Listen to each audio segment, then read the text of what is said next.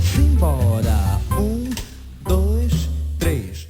Ô, Ana, você conhece esse belíssimo som? Pô, Caju, como não? Esse é o grande Wilson Simonal. É uma das maiores vozes do Brasil. Na verdade, Simonal foi mais que um cantor, né? Nos anos 60, ele era um astro, um popstar mesmo. Exatamente, Ana. E essa que a gente acabou de ouvir foi Carango, né? E a letra fala de um cara que anda por aí acelerando um carrão, né? O fonfon nas palavras dele, botando banca, coisa e tal. E essa letra tá mandando um recado, né? Sim, um aviso que ganha um significado a mais se a gente considerar que o Simonal era negro. Mas o que importa aqui é o que ele estava dizendo, né? Ok, tem uma coisa que todo mundo vê, aquilo que eu conquistei, o bem material, o status, mas tem uma outra coisa que ninguém vê ou ignora sem querer querendo, que é o fato de que eu precisei trabalhar sim. E esse é o tema do nosso episódio de hoje. A gente vai falar da relação dos artistas com as suas atividades, digamos, laborais. Qual é o trabalho que está por trás de uma obra de arte? Como é o expediente, o batente do dia a dia de um artista? Afinal de contas, né, Ana, como diz o poeta, não adianta você ficar aí negando as aparências, disfarçando as evidências. Todo artista já escutou em algum momento da carreira a pergunta fatídica: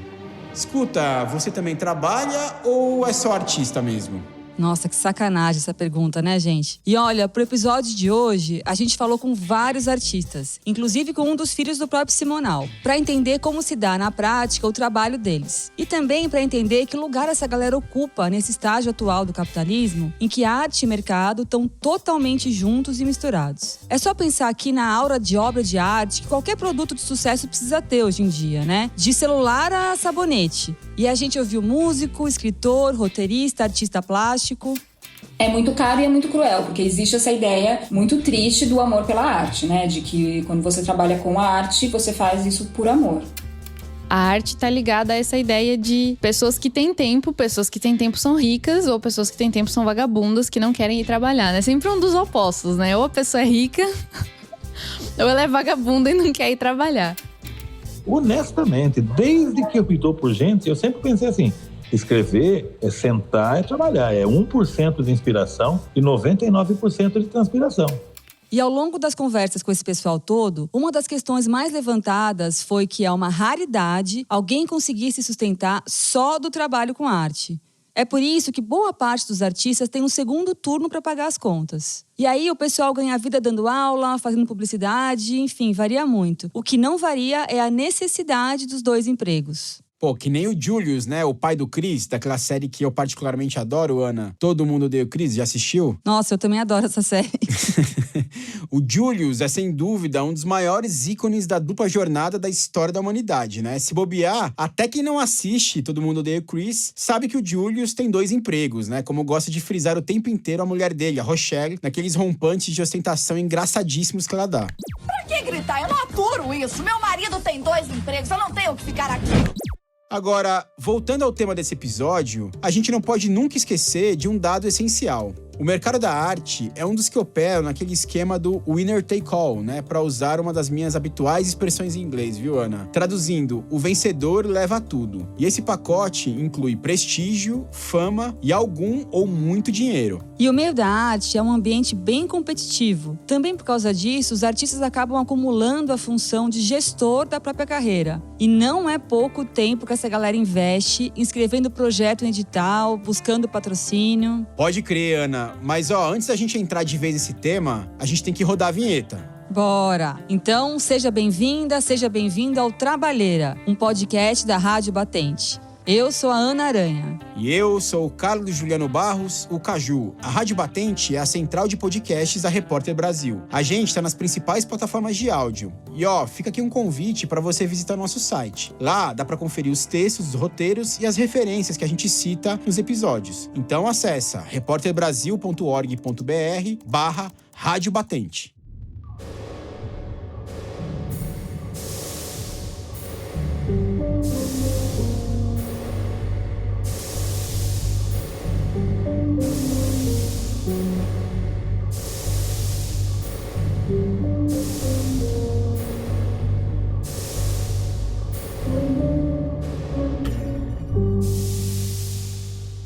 Então, Quando passa aquela coisa do sucesso e vem um momento que você não tem mais o sucesso, isso pode demorar a acontecer, uma série de problemas acontecem na vida do artista. Então eu olhava isso e via muitos artistas passando necessidades no final da vida, ou a própria história do meu pai, e falava, poxa, eu preciso encontrar uma via que não seja uma coisa tão oscilante, que não seja essa montanha-russa, porque eu via o que causava nos artistas, nas pessoas, nas suas famílias.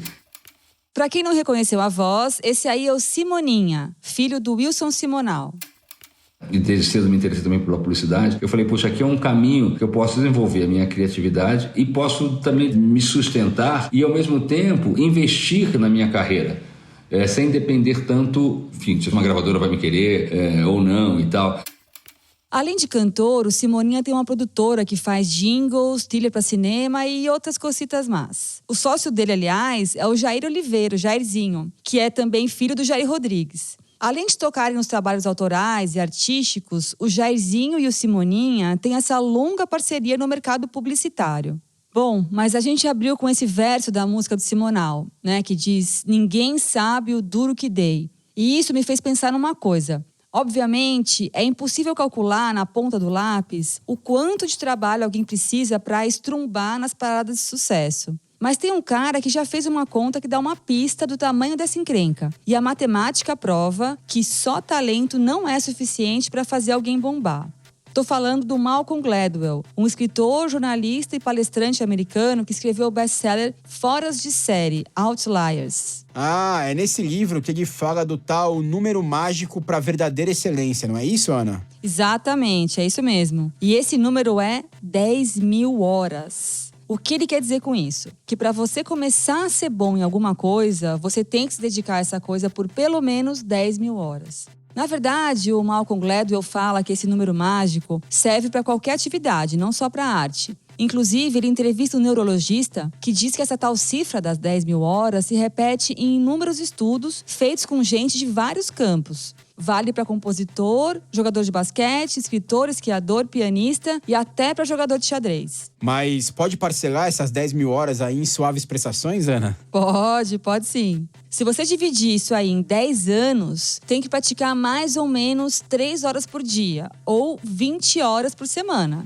durante 10 anos. Mas o Gladwell faz uma ressalva importante. Para que um cidadão comum chegue ao nível daquele povo que é realmente fora de série, tem que rolar uma combinação totalmente arbitrária de capacidade, oportunidade e vantagem. Quer dizer, então, que não adianta, né? Só trabalhar e trabalhar. Tem outros fatores aí também. Mas o ponto central aqui é que não existe nenhum caso em que essa excelência toda tenha se cumprido num prazo menor, não é isso, Ana? Isso. E só talento não basta. Ele cita nomes para provar, como Mozart e os Beatles. Esse povo aí ralou pesado. O Gladwell define assim: a prática não é aquilo que uma pessoa faz quando se torna boa em algo, mas aquilo que ela faz para se tornar boa em algo. Eu sempre digo que, contrariamente à escrita, aparecem todos os obstáculos que você quiser. Esse é o Marçal Aquino. Ah, se o dia tá cinza, o cara tá melancólico. Não, escrever é um trabalho como outro qualquer. Honestamente, desde que eu estou por gente, eu sempre pensei assim, escrever é sentar e trabalhar. É 1% de inspiração e 99% de transpiração. O Marçal é um dos principais escritores brasileiros da atualidade. E a fala dele é, de alguma forma, bem parecida com a fórmula mágica do Malcolm Gladwell. Isso vale para literatura, vale para roteiro, isso vale para qualquer tipo de atividade de criação na área de escrita, na minha opinião. Não posso ficar sentado esperando baixar o santo. Escrever pode ser que você, às 3 horas da manhã, acorde para ir ao banheiro e pense numa coisa genial. Você tem 2 caminhos, esquecer aquilo e dormir, porque no dia seguinte você vai estar esquecido mesmo, você não lembra, ou anotar. Eu já tive gravadorzinho do lado do criado mudo, eu já tive caderninho. Eu acho que não tem nada disso, você tem que levantar e resolver. Porque senão você nem dorme, você começa a entrar na história e a história começa a contar para você. Tem esse processo. O Marçal Aquino é bastante conhecido pelo livro Eu Receberia as Piores Notícias dos Seus Lindos Lábios, que saiu em 2005 e depois virou filme. Mas ele só voltou a publicar literatura agora, em 2021, com o livro Baixo Esplendor. E olha só que curioso, Ana. O Marçal diz que nunca escreveu tanto quanto nesses 16 anos de intervalo entre essas duas obras. Ele, inclusive, chegou a rascunhar 3 outros livros nesse mesmo período, mas acabou desistindo de cada um deles em estágios diferentes e por razões diferentes também. E ele tem também um trabalho bem importante como roteirista de TV e de cinema, né, Caju? Ele é roteirista do Invasor, que tem o Paulo Miklos, do Titãs, como protagonista. Cara, eu adoro esse filme. Sim, e tem também o finado e saudoso Sabotage, né, o rapper, numa atuação, muito boa. Sabotagem. Cumprimento seu nome aí, meu. Vai, firma. O que esse cara tá fazendo aqui? Eu sei lá, quando eu cheguei ele já tava aí. Esse cara é um demente.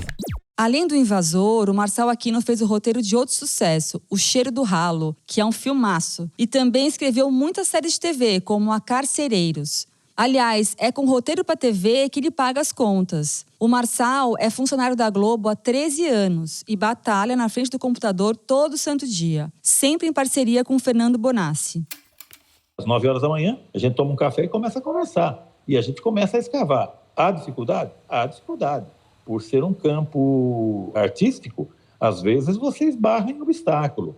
Eu me lembro uma vez, por conta de uma cena num episódio de uma série, nós ficamos 23 dias discutindo, sem escrever, só conversando e tentando contornar aquele problema. Era um problema que ameaçava o episódio inteiro. E nós conseguimos resolver. E às vezes a solução vem no estalo. Cara, 23 dias discutindo uma única cena. Haja paciência, hein? Mas e a literatura? Sobra tempo para ela? Então, a literatura fica para de noite, né? Pelo menos no caso do Marçal. Lá atrás, lá no começo, quando eu decidi que eu queria ser escritor, bem moleque, eu entendi que escritor não é uma profissão. Eu ia só me angustiar se eu tentasse viver de literatura num país como o Brasil. Isso eu entendi rapidamente. E eu entendi que eu teria que desenvolver outra atividade que pagasse as contas para eu poder, na hora do sonho, fazer literatura. E assim foi a minha vida. Desde o começo, se você pegar livro por livro, eles foram escritos nesse sistema. Procurei trabalhar em coisas que tenham a ver com o que eu gosto de fazer, que é escrever. Eu sou jornalista, né? Sou jornalista de formação, trabalhei na imprensa. Depois eu me tornei roteirista, para que eu não tenha angústia exatamente. Eu falo assim, não, eu tenho que trabalhar com os roteiros, tudo bem. Quando você está embalado no livro, tem um momento do dia que você reserva para escrever. Você reserva suas horinhas ali para escrever. Se embalar, você vai em frente. Normalmente eu deixo para a noite, para o caso de... Se você precisar, ao invés de 2 horas, de 6 horas, você tem essas 6 horas à sua frente. Você vai dormir menos, mas é assim. Na verdade, é a velha questão, né? O feijão e o sonho, né? O Marçal, assim como vários outros artistas, já trabalhou também com publicidade. E essa é a deixa para a gente discutir essa relação nem sempre muito bem resolvida entre arte e mercado. Para isso, a gente consultou uma referência no assunto, que é o livro A Estetização do Mundo, Viver na Era do Capitalismo Artista. Agora o desafio é pronunciar o nome dos autores, né? Esse livro é do Gilles Lipovetsky e do Jean Serroy. Eles fazem um resumão da história da arte e descrevem 4 grandes momentos que são interessantes para a gente pensar esse assunto. E aí a gente pensou em fazer uma espécie de jogral aqui, né, Caju, para descrever essas 4 fases. Você quer começar? Bora! Então, o primeiro grande momento foi o da arte ritual, né? A arte feita pelas sociedades que a gente chama de primitivas. E era arte ritual porque era disso mesmo que se tratava, né? Um evento, uma passagem para uma outra dimensão. Né? Isso quer dizer, Ana, que um objeto de arte, ele tinha uma finalidade religiosa, né? Ele não tinha um valor de mercado. Sendo bem grosseiro aqui, pensa, né, por exemplo, no Homem das Cavernas adorando um totem. Sabe aquela coisa meio 2001, Odisseia no Espaço?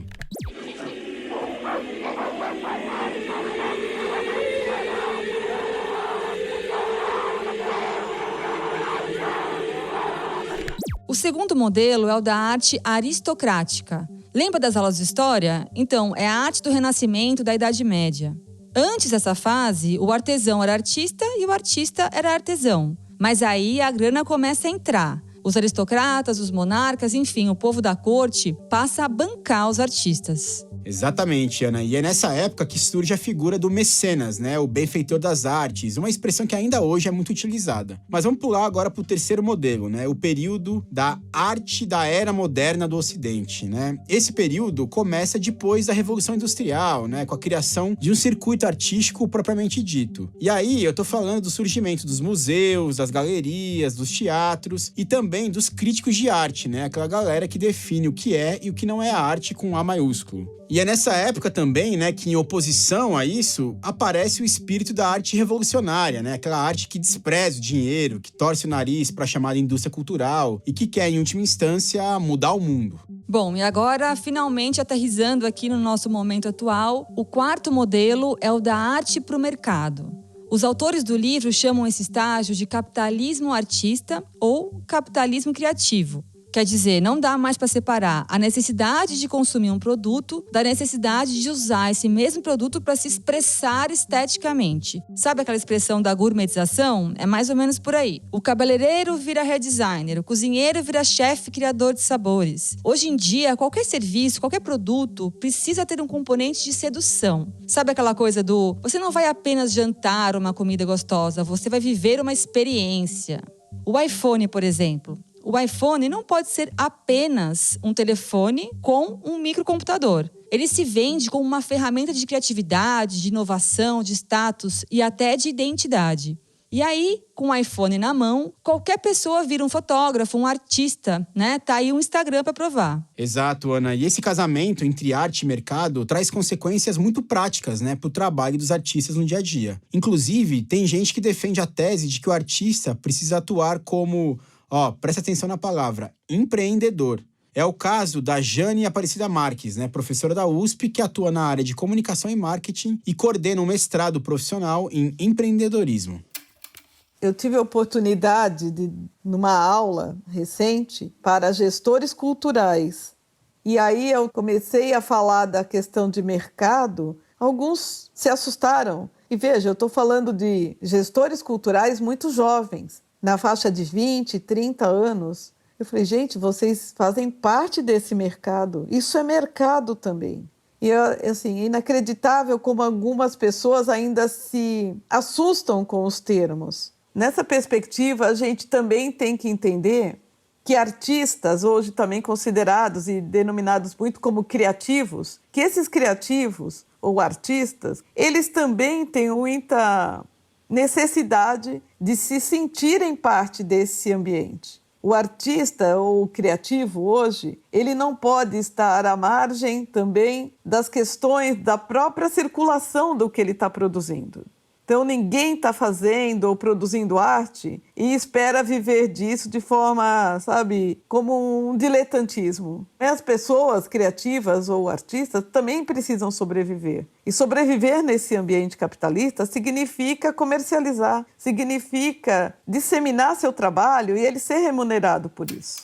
Só que essa necessidade de o artista virar empreendedor esbarra em uma série de dificuldades, principalmente para o artista independente. A Leti, que é uma cantora e compositora de São Paulo, publicou em março um artigo bem provocativo sobre isso. O título era Uberização da Música, o que é e como superá-la. Ela fala sobre as plataformas de streaming de música e questiona a propaganda dessa suposta autonomia que as plataformas vendem para os artistas. Então, quando eu usei o termo uberização, eu pensei muito nisso. Dessa ideia de que, olha, que ótimo, eu posso ser o meu próprio patrão dentro da música. Eu posso fazer uma música e gerar dinheiro. Ninguém vai me impedir. É simplesmente eu subir as minhas músicas nas plataformas e tá tudo certo. E aí, quando você vê, você tá recebendo menos de $1 que tá chegando pra você, porque boa parte tá ficando com alguém. Aí você descobre que existe um sistema que, além de moer artista, pega o seu dinheiro. Então, quando eu digo uberização, é justamente nesse sentido de precarização, nesse sentido de vender esse sonho de ser o seu próprio patrão na música.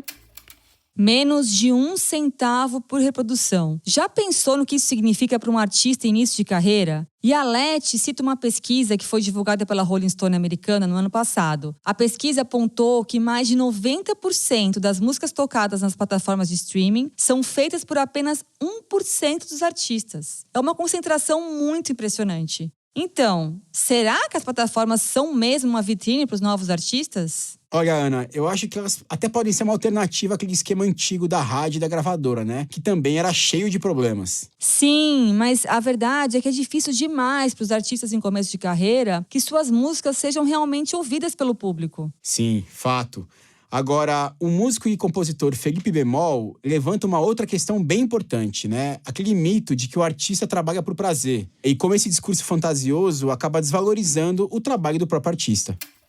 A ideia de que se trabalha com aquilo que gosta e que logo não é trabalho. Isso, para mim, demonstra um imaginário que paira na sociedade, na ideia de que o trabalho ele é algo que tem que ser penoso, doído. E por passar por essa penúria, você terá recompensas, né? E a ideia da ligação da ideia do trabalho com o sofrimento, obviamente faz sentido para muitas pessoas, porque ele o é, mas traz para o campo da música ou da arte de uma maneira geral, uma falsa ideia de que não se tem mesmo até sofrimento ou dor ou penúria. Porque é trabalhoso você conseguir tocar um instrumento, enfim, estar inserido dentro desse campo da arte, numa sociedade em que, às vezes, só vê ela como algo de prazer.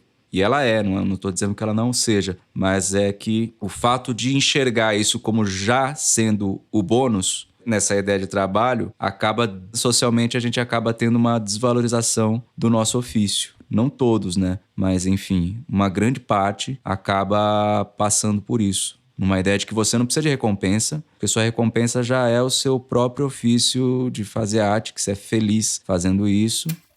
E é curioso que essa fala do Felipe Bemol, que é da área da música, é muito, mas muito parecida mesmo com a análise da Júlia Ierbi, que é das artes plásticas. A Júlia é curadora de exposições e já trabalhou na Pinacoteca do Estado de São Paulo, um museu que é bem importante na capital.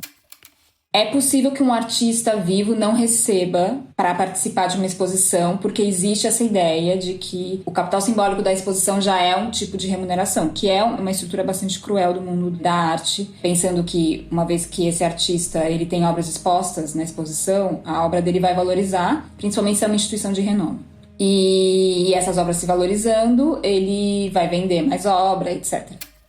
Caramba, Ana, ouvindo aqui a Júlia falar, né, ela tá definindo o Hope Labor, né, aquele trabalho por esperança que a gente discutiu no segundo episódio dessa temporada. É aquela ideia, né, de trabalhar de graça ou quase de graça, na esperança de abrir portas no futuro. Exatamente, Caju. Pelo que a Júlia falou, o Hope Labor também é muito comum no meio das artes plásticas, assim como a subremuneração.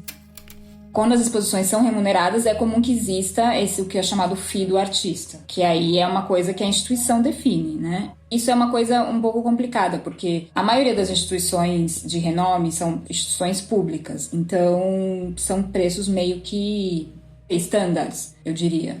Por exemplo, no Sesc, né? Então, uma exposição coletiva também acontece, o artista vai ter um fee de participação, mas é baixo. Não sei, eu já vi exposições coletivas, por exemplo, em que o fee do artista é R$1.000, entende? Ele vai ter uma obra ali, ok, é R$1.000, aí você pode pensar, bom, que trabalho ele fez. Obviamente que não é que as instituições são más, mas eu acho que tem uma questão de que realmente é um meio muito precarizado, não existe muito dinheiro, e é muito caro e é muito cruel, porque existe essa ideia muito triste do amor pela arte, né? De que quando você trabalha com a arte, você faz isso por amor. E que só de você... e aí eu não tô falando como artista, mas é coisas que eu percebo trabalhando no meio, que é a ideia de que só de o artista poder ter esse espaço para mostrar a obra dele já é o suficiente. O que de fato é suficiente quando o artista ele já está inserido no mercado, quando ele tem boas galerias, quando ele vende. Bom, a gente está caminhando agora para a reta final do nosso papo, mas antes de terminar, eu queria puxar um último assunto, com base numa fala do Felipe Bemol. Eu participei de um projeto que tocava músicas em hospitais públicos, que foi de financiamento público. E acredito que tocar nas UTIs para crianças, às vezes, que estão todas desesperançosas, fazia uma diferença brutal na vida. E a arte, ela é fundamental. A gente jamais estaria aqui se não houvesse arte. Enfim, acho que tem coisas anteriores para a gente discutir do que se o valor irrisório de que a gente investe em cultura, em arte no Brasil, de fato precisa ou não. A Coreia é um exemplo de que investiu boa parte do PIB. Claro que uma boa parte foi de entretenimento, mas o que acontece na Coreia, por exemplo, é que o investimento massivo na cultura, aí não quero colocar nenhum valor de julgamento estético com relação ao que produziram ou não, mas o fato é que voltou para a sociedade, ou seja, colocar dinheiro na arte ou na cultura não é gasto, é investimento. A Coreia é um exemplo disso. E o principal exemplo disso que o Bemol citou é o K-pop. a música pop jovem da Coreia do Sul, que virou uma indústria bilionária. Tem investimento privado? Lógico. Mas o K-pop também é resultado de uma política pública, de um investimento de 2 décadas do governo. Essa história começou em 98 para ajudar a tirar o país da lama depois de uma crise econômica pesada. E o que o governo da Coreia do Sul fez exatamente? Apostou na indústria criativa, incorporando o Ministério da Cultura, que ganhou até mesmo um departamento de K-pop para chamar de seu. E além de ser um sucesso comercial, Ana, o K-pop virou até ferramenta de diplomacia, né, na relação não muito amigável com a vizinha Coreia do Norte. Isso porque uns anos atrás rolou um show de K-pop lá em Pyongyang, a capital da Coreia do Norte. E sabe quem que tava lá curtindo o show, né, de K-pop? Sim, ele próprio, o Kim Jong-un, o ditador da Coreia do Norte. Pra quem não acredita, tem até vídeo na internet. Cara, eu não acredito, eu vou conferir esse vídeo na internet. Mas é por essas e outras que a BTS, uma das principais bandas de K-pop, já ganhou vários prêmios bem importantes da música. A BTS é grande demais, né? Enfim, e a gente vai parando por aqui então, Ana, né? O programa começou com Simonal e tá terminando com BTS. Curtiu? Pô, demais, Caju. Bem eclético, hein? Exato. Bom, o Trabalheira é uma produção da Rádio Novelo para a Rádio Batente e a central de podcasts da Repórter Brasil. A coordenação em geral é da Paula Scarpim. O roteiro original desse episódio é do Cauê Barbosa, com a colaboração da Ana Aranha e do Carlos Juliano Barros, o Caju. E o tratamento de roteiro é do Renan Suquevicius. A edição e a montagem são da Júlia Matos. A nossa música tema é composta pela Mari Romano e também pelo João Jabassi. O Jabassi é da Pipoca Sound e também faz a finalização e a mixagem do programa. A coordenação digital é da Juliane Egger. Nesse episódio, a gente ouviu Carango, do Wilson Simonal, e Dynamite, do BTS, além de áudios da série do Todo Mundo Odeia o Chris e dos filmes O Invasor e 2001, Uma Odisseia no Espaço. Valeu, Caju. Até a próxima. Valeu, Ana. Até!